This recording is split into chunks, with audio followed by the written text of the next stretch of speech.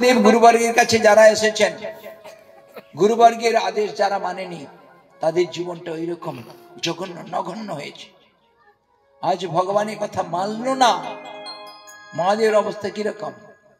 আদেশ, ভগবানের আদেশটাই ধর্ম, আদেশ না মানাটাই অধর্ম। আর কিছু ধর্ম অধর্ম এই একটা জায়গায়, বাস। বড় লজ্জিত বলে কোনো চিন্তা করো না।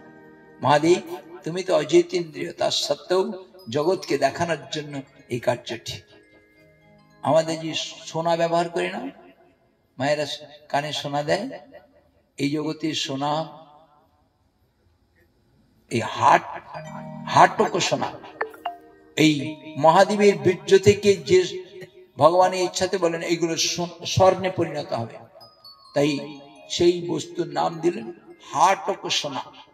এই জগতের মানুষ এই হাটটুকু সোনা ব্যবহার করে। আর দেবতারা জম্বু নদ হেম, জম্বু নদীর তীরে জম্বু জামের রসের দ্বারা যে সোনা তৈরি হয়, সেই সোনা ব্যবহার করে। ওই রকম ভাবে ভগবান তাকে সান্ত্বনা দিয়ে আরো কত কিছু উপদেশ প্রদান করলেন। উপদেশ প্রদান করার পরে মহারাজ ওষুধ দিয়ে দেবতাদের সঙ্গে আরো ওই রকম তীব্র,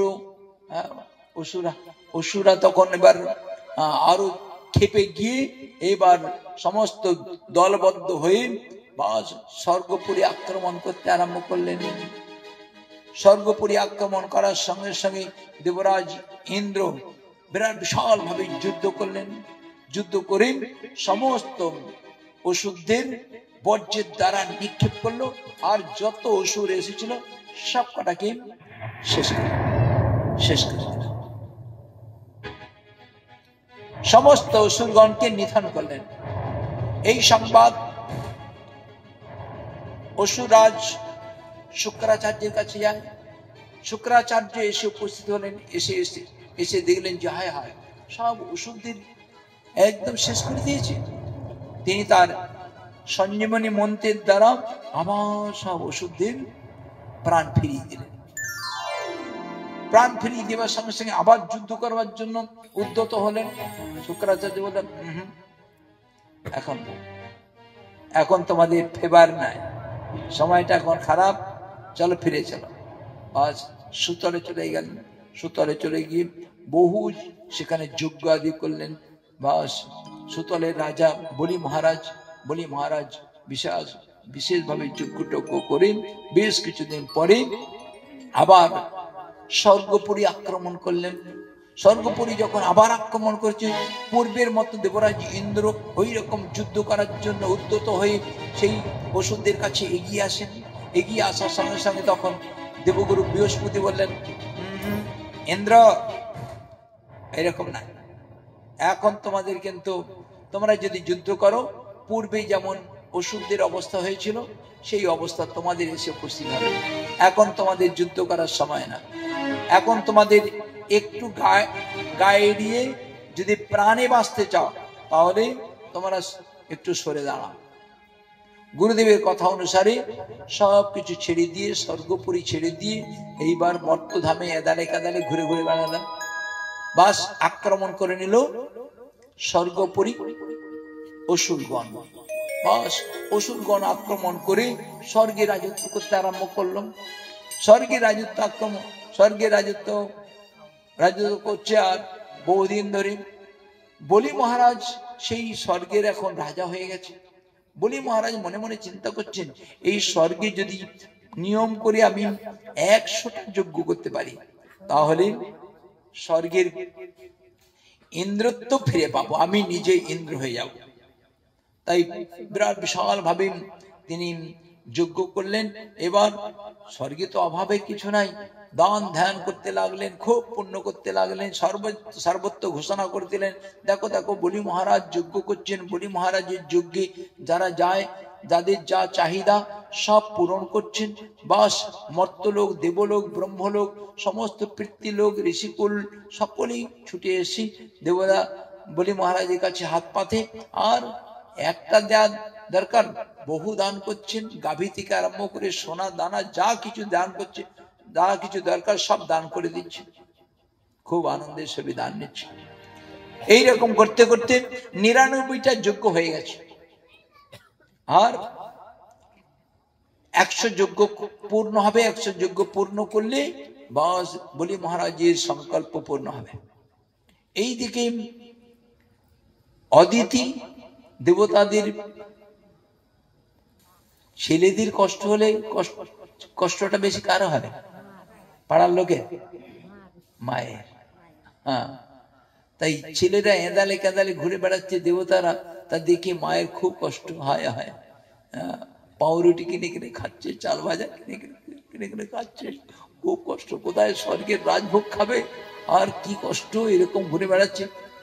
মা অদিতি মা খুব ব্রত করলেন, ব্রত করে ভগবান কাছে প্রার্থনা করলেন, হে প্রভু, তুমি ছাড়া তো আর কেউ নাই, তুমি তো প্রতি মুহূর্তে আমাদের উদ্ধার করো, কৃপা করো, তুমি আমাদের কৃপা করো। ভগবান প্রসন্ন হয়ে বলেন, কি চাই বলো? বলে কিছু না, তোমার মতো একটা পুত্র আমার সন্তান, পুত্র সন্তান দরকার, যে পুত্র সন্তানকে নিয়ে আমি গর্ব করব, যে পুত্র সন্তানকে নিয়ে আমি আমার অভিলাষ পূর্ণ করব। বলে কোনো চিন্তা করি, তথাস্তু। বাস ভগবান বললেন, আমার মতো পুত্র সন্তান আর কোথায় পাবো, আমি যাই। বলে ভগবানই আর একটা রূপ ধারণ করে আসলেন, বেটুক রূপ ধারণ করে, ব্রাহ্মণ ব্রহ্মচারী বেটুক ব্রাহ্মণ বামন রূপ ধরে এসে উপস্থিত হলেন। ব্রাহ্মণ দেব অদিতির কাছে, আমাদের বামন দেব অদিতির কাছে আবির্ভূত হলেন। সমস্ত সকলেই খুশি আনন্দ। বলে বামন দেব ভগবান কি জয়। বামন দেবের আবির্ভাব। বামন দেব বললেন, মা কোনো চিন্তা করো না, ভগবান যে কোলে জন্মগ্রহণ করে তার আর কোনো চিন্তা আছে নাকি? সব দুঃখ বলি আর না বলি ভগবান সব জানেন। বলে কোনো চিন্তা করো না। এদিকে ঘোষণা হয়ে গেছে সব জায়গায়, দেবলোকে মর্তলোকে সব জায়গায় ঘোষণা হচ্ছে, ঢেরা বাজিয়ে বাজিয়ে বলছে, দেখো দেখো নগরবাসী, আজ দেবরাজ আমাদের স্বর্গে বলি মহারাজ যজ্ঞ করছেন, সেই যজ্ঞে যার যা কামনা বাসনা, যার যা চাহিদা সব পূরণ হয়ে যাচ্ছে। যাদের দান নেবার ইচ্ছা আসুন দান নেন। বাপরে, দান করার জন্য, দান নেবার জন্য সকলকে ঘোষণা করছে। আজকাল আমাদের গৌরী মঠে আরম্ভ হয়ে গেছে, মাইকি বলছে, ওগো এত টাকা করে প্রণামী দেওয়া হবে, এই উৎসব হবে, হ্যাঁ, লাড্ডুপুরি কচুরি পপড়ি সব খেতে দেওয়া হবে, সাধুরা আসুন। কি সুন্দর না? সাধুদের মর্যাদা বাড়াচ্ছে না কমাচ্ছে? যারা বুদ্ধি করে, যারা বুদ্ধি করে এই কাজটা করছে, তাদের আমি নিবেদন করি আর একটু বুদ্ধি করুন, যে গুরুদেব থাকলে এই কাজটা করতে পারতেন তো। দুর্বুদ্ধির চরম ভূমিকায় গেলে তবে এই সাধুদের অমর্যাদার বাক্য প্রয়োগ করে এই রকম একটা ব্যভিচার সৃষ্টি করে জগতে কলমশ ভূমিকা তৈরি করে। মনে করে বলছি বাস আকাশে উড়ে উড়ে যাচ্ছে, আসছে টাকা, কোথায় টাকা রাখবো ঠিক করতে পারছে না। কিন্তু ভূমিকাটাকে রক্ষা করে কার্য করো, তাহলে গুরুদেব গুরুবর্গ আমাদের সম্প্রদায়ের আচার্য প্রভুপাদ ভক্তি সিদ্ধান্ত সরস্বতী গোস্বামী ঠাকুরের ভূমিকাটা রক্ষা হবে। প্রভুপাদ এসেছিলেন আউল বাউল কর্তা ভাজা নাড়া সখী বেকিন যত যত অপসম্প্রদায়ের মতকে নিরসন করে শুদ্ধ চৈতন্য ধারায় চৈতন্য মতের অচিন্ত্য ভেদাভেদ সিদ্ধান্ত মতবাদের বিশুদ্ধ বিচারটিকে স্থাপন করে পরিচালনা করে সকলকে গ্রহণ করানোর জন্য। আর সেইটা সর্ষের মধ্যে ভূত ঢুকে গেল, সে দুঃখ লাগে। যত যত গুরুবর্গগণ চলে যাচ্ছেন, ভক্তিবিলাস তীর্থ গোস্বামী মহারাজ এই চৈতন্য মঠে হরিকথা বলতে বলতে বলেছিলেন, অন্ধকার আমাদের ঘনিয়ে আসছে,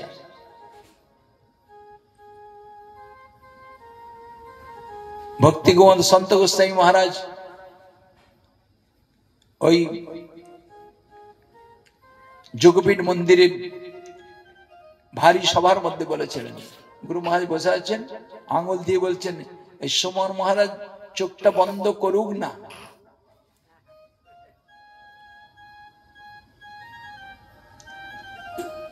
তাই দুঃখ হয়, গুরুবর্গগণ চলে যাচ্ছেন, আমাদের পরিস্থিতি ভয়াবহ। আমরা একটু চেতন রাজ্যে যদি না থাকি তাহলে এমন স্রোত, সেই স্রোতে নিজেকে নিজের পরিবারকে রক্ষা করতে পারবো না। প্রভুবাদের শরণ নিলে, প্রভুবাদের বিচারকে আদর করলে ভগবান গৌর সুন্দর রক্ষা করবেন। কেন করছি না? কি অসুবিধা? কোন মদে মাতোয়াল হয়ে এইরকম আমাদের সুন্দর বস্তুকে বিকিয়ে দিচ্ছি? এটা যথেষ্ট শুদ্ধ বৈষ্ণব আচার নয়। আজ ওষুধের প্রবৃত্তিগুলোকে আদর করবো? কখনই উচিত নয়। বলি মহারাজ বড় ঘোষণা করে দিলেন, দাও সর্বত্র ঘোষণা করে দাও, যে যা চাইবে তাই পায়। বাস, লাইন একদম বিরাট বিশাল সাধুদের লাইন। এত কম্বল পাওয়া যাবে, থালা পাওয়া যাবে, ছাতা, ঘটি বাটি, তারপর টাকা দিচ্ছি। বাস চলছে। বামনদেব বললেন, মা আমি একটু ঘুরে আসি। বামনদেব চললেন। বা চলতে চলতে ওই বামনদেবকে দেখে সাধুরা বলে, দেখ এই বামনদেব যাত্রাটা দর্শন করলে যাত্রাটা খারাপ রে, আমরা যেখানে যাচ্ছি সেখানে এই বামনদেবের দর্শন। ওরা ওই বামনদেব যে রাস্তায় যাচ্ছে, ওরা সেই রাস্তায় যাচ্ছে, অন্য রাস্তায় ঘুরে যাচ্ছে। বা যেই মনে মাথায় গেছে আবার সেই বামনদেব। আরে কি যন্ত্রণা! যে বামনদেবের এত আবির্ভাব কোথায় দিকে হলো? যন্ত্রণা। বামনদেব নাকি, বামন দেখলে নাকি যাত্রা ভালো নয়। বাস চলতে চলতে সকলেই যে যার অভিপ্রায় বলি মহারাজের কাছে অভিপ্রায় পূর্ণ করলেন। আর বলি মহারাজ যজ্ঞশালায় পূর্ণ আহুতি দিতে বলছেন। ওম প্রজাপতি বিষ্ণু ঋষি গায়ত্রী ছন্দস্য বিশ্বক্ষণায় স্বাহা। খুব সাহা করে মন্ত্র উচ্চারণ করে পূর্ণ আহুতি দেবার মন্ত্র উচ্চারণ করছেন। বলি মহারাজের কাছে এসে বলছেন, মহারাজ দ্বারে একজন ব্রহ্মচারী দান চাইছে। বলে, আরে দাও, যা চাই দাও। বলে, শুনছে না। বলে, না আমি রাজার কাছ থেকে, রাজার হাতে দান নেব। হ্যাঁ, ভিক্ষাং দেহি। তাড়াতাড়ি উঠে যে স্বাগত জানাবে। হ্যাঁ, শুক্রাচার্য ভাই কোথায় আছো? বসো, এখন পূর্ণ আহুতি দেওয়া হবে। বলে, গুরুদেব অতিথি, হ্যাঁ একটু আসি, অতিথি কি বলতে চাইছে, একটু দান করি। শ্রীমদ ভাগবত সুন্দর করে বলেছে। বলি মহারাজ বামনদেবকে দর্শন করার সঙ্গে সঙ্গে কাকে দর্শন করছি? জগতে ষড়ৈশ্বর্যপূর্ণ সারি, সর্বশ্রেষ্ঠ, সারার স্বতন্ত্র, দিব্য উন্মাদনায় তার দিব্য রূপমাধুরী। আহা, আমার যেন প্রাণের দেবতা।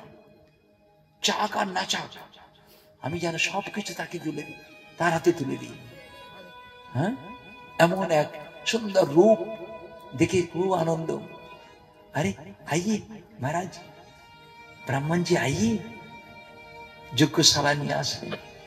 বলুন কি চাই? যা চাইবেন তাই পাবেন। বলে, না বেশি কিছু না, আমি ব্রহ্মচারী মানুষ, আমি বেশি কিছু নিয়ে কি করব?